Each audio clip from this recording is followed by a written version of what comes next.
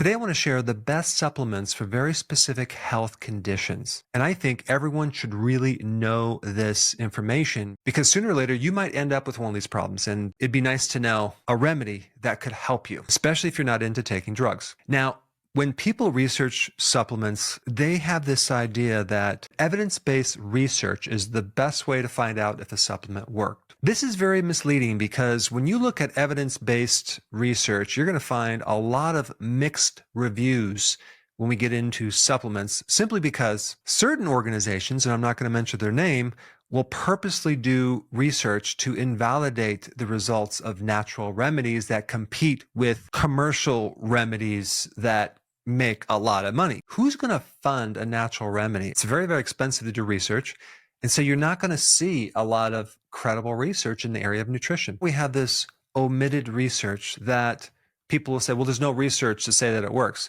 That doesn't mean it doesn't work. It just means that no one wanted to pay for the research to validate if it worked. So what I'm going to share with you is based on a lot of personal experience working with a lot of people, tens, hundreds of thousands of people over years, and just observing what works the majority of the time and what doesn't work, as well as a lot of deep diving into the mechanics of how nutrition solves a problem. This video is not going to be a comprehensive study on every single health condition, but I'm going to talk about the top health conditions and how supplements or a nutrient or a remedy could help that problem. Starting with probably the most important one, which is vitamin D. One thing you need to know about vitamin D is that we have a lot of resistance against absorbing vitamin D for all sorts of reasons, from the lack of sun because we're not outside as much, depending on the season, where you live in relationship to the equator, how old you are, how much you weigh, if you have insulin resistance or diabetes. You can override all these problems by just taking more vitamin D3. You would need to have at least 10,000 IUs to up to 50,000 IUs every day, and even more than that depending on certain circumstances. And I've done a lot of videos on this topic. One of the most important conditions with an S that vitamin D can help you with is autoimmune diseases, okay? The common theme of an autoimmune condition is inflammation.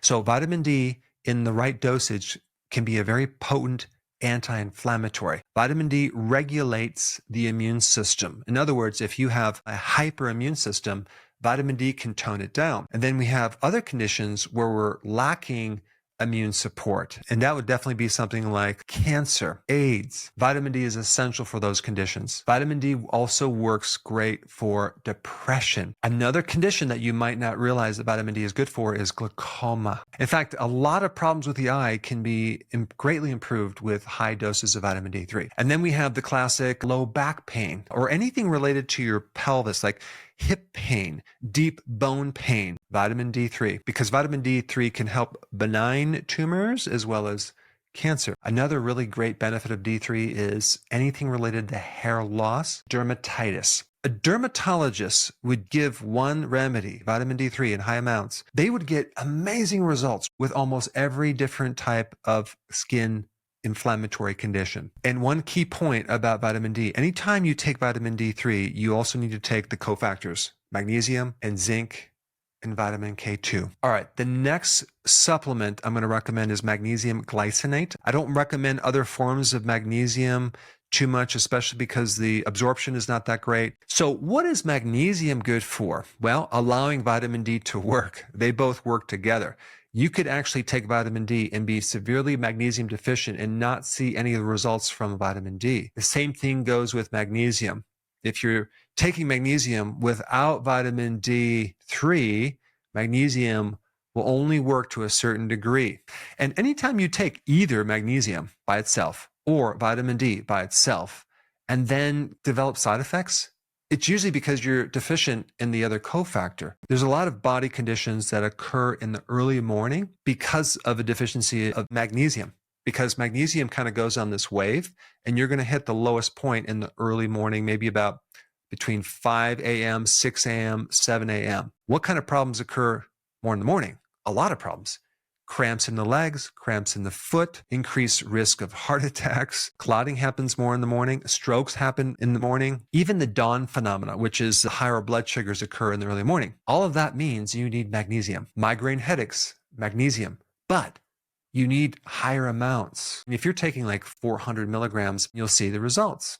But with migraines, sometimes you need to take 800 to 1,000 or even more milligrams of magnesium to create the effect with migraines, depending on how bad they are. Also, magnesium lowers cortisol and adrenaline. That's why it's good for sleep. Magnesium also helps thin the blood and helps prevent clotting. Magnesium is good for blood pressure, good for anti-clotting effects, good to prevent cramping of muscle, but magnesium is really good as an electrolyte to prevent arrhythmias, as an atrial fibrillation. So that's another really important heart effect. Magnesium is also at the heart of making energy. So anything related to chronic fatigue, a loss of energy in the mitochondria, magnesium is the answer. Especially if you're exercising and you just don't have that endurance, you need magnesium. The way that I know that I have enough magnesium is all of the muscles in my body are calm and not tight. This last point is magnesium to prevent kidney stones. This is a huge reason why people have kidney stones, is they're magnesium deficient. Next is betaine hydrochloride. That should be taken anytime you have heartburn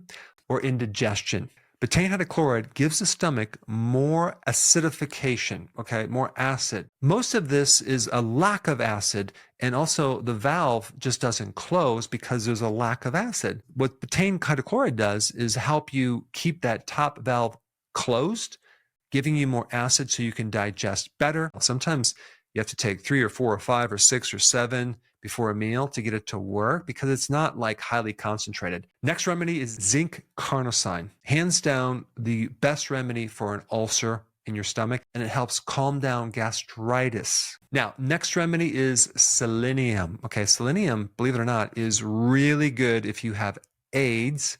Selenium seems to fix certain T cells that will then help counter this AIDS situation, because AIDS is really an acquired immunodeficiency syndrome. So basically, you don't have an immune system anymore. You lost the quarterback of the immune system. So selenium is very, very important in that. You can get a good amount of selenium just from one Brazil nut a day. Selenium is also good to lower getting this autoimmune condition called Hashimoto's. If you have Hashimoto's, which is an autoimmune thyroid problem, you need selenium. So when you think selenium, think Hashimoto's and AIDS. Next remedy is vitamin B1. Here's another interesting thing. You need magnesium as a cofactor to allow B1 to work. So if you take B1 and it doesn't work, it could mean that you just need magnesium. B1 is an amazing remedy for nervous tension, worry, stress, anxiety, restless leg syndrome. Restless leg syndrome, you take magnesium and B1, and you're almost guaranteed to get rid of that condition. Then we also have another type of B1 that's made in a fat-soluble form called benfotiamine. Benfotiamine is really good for anything with nerves in the peripheral part of the body, in the bottom of the feet, the toes, and the hands. You take 4 pills through the day. Just keep it in your body, and that condition will improve. Another supplement is calcium lactate for chronic coughing, but I normally do not recommend any calcium supplements other than if it's just a small amount, but you don't want large amounts of calcium over 1,000, 1,200, 1,500 milligrams because it's going to put you at risk for heart problems. And I recommend that you get your calcium from your food, like cheese, vegetables, sardines with the bones in it, but not as a supplement. Same thing with iron. I don't recommend you taking an iron supplement. I'd rather you get it from food, red meat, liver, or take liver pills. That's good for low blood pressure, but it's also good for energy. I also recommend potassium for people that are salt sensitive. They're told to lower their salt. I recommend you just increase your potassium. But the thing about potassium is that we need so much of it. We need 4,700 milligrams. I don't know of anyone getting that much. The next supplements, Coenzyme Q10. If anyone's on a statin, they better be on Coenzyme Q10 because a statin, which blocks cholesterol, will deplete you of Coenzyme Q10. What about vitamin E? There's 2 different forms of vitamin E. I recommend the Tocotrienols one because it works 50 times stronger. And Tocotrienols are really good to prevent fibrosis. It's also good for angina, chest pain. It's good to support the inner layer of the arteries to prevent plaquing. It's also good for infertility. Next supplement is one of my favorites. It's called TUDCA. The TUDCA is a very specialized type of bile salt. A lot of people have a problem with thickened bile, and it creates pressure and causes pain that radiates to the right shoulder, up to the neck. TUDCA will just like make that go away. TUDCA is also good for neurological problems in your brain. It does a lot, but I have separate videos on that. Let's talk about iodine. Great for fibrocystic breast. That's an excess amount of estrogen that's causing those cysts, and iodine is a natural inhibitor or regulator of excess estrogen. So iodine is great for that. Vitamin C is good for collagen, especially for bleeding gums. You're brushing your teeth and it's like turns pink because you're bleeding easily because your gums are inflamed. You need vitamin C. Probiotics. If someone's on a lot of diet soda, they're going to really mess up their gut and they need to get off the artificial sweeteners. Biotin, good for hair, nails, and skin, especially to make your hair and nails grow. Manganese, good for Tourette's and tics. NAC is a wonderful supplement if you've accidentally taken too much Tylenol. It's really good for anything poisonous to the liver. So snake bites, poisonous mushrooms, think NAC and milk thistle. Mastic gum is good for gastritis. If you've tried a lot of different supplements for your sleep and it hasn't worked,